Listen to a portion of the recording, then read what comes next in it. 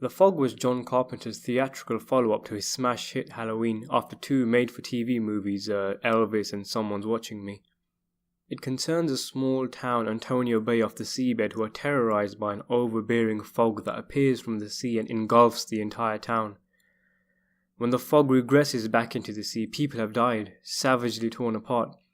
But what is it that's causing this terror, and is it linked to an ancient crime that was carried out in Antonio Bay many years ago?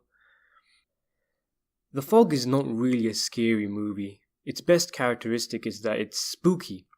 No, really, it's a really eerie film. The atmosphere is by and large the best thing about it. It's achieved through various things like the setting, a small, isolated town off the coast, or with a lighthouse sitting sinisterly close to the sea. Dean Cundey and Carpenter's vintage photography has never been better, capturing the essential creepiness that makes The Fog work.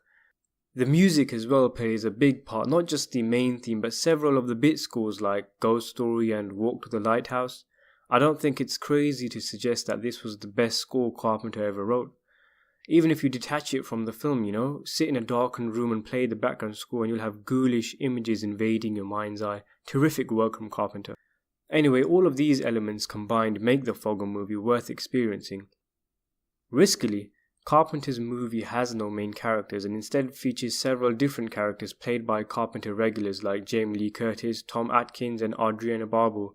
They all have their own reasons for being in the town and their paths are interwoven with each other and their stories anchored by Barbeau's husky voice from above. What with her being a radio host based in the lighthouse, she can see when the fog emerges from the sea.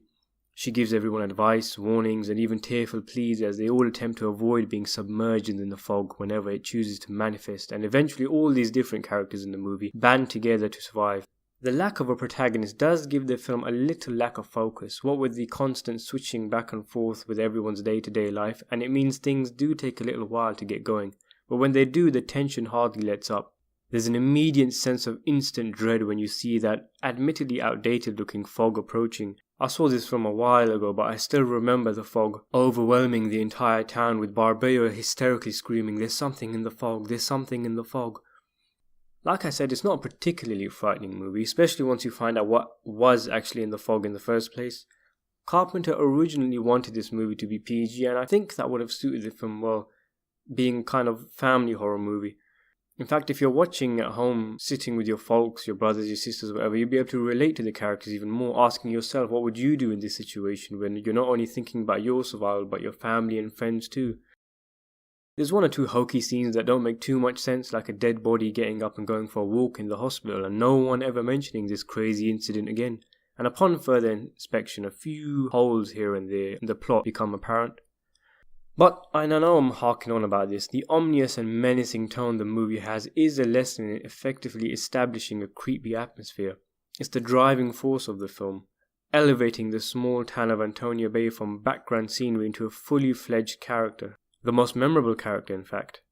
It's a vintage horror film and one that's easily lost in Carpenter's varied filmography, but for those who appreciate a moody and downbeat horror, it's well worth a view. I give The Fog a 7 out of 10.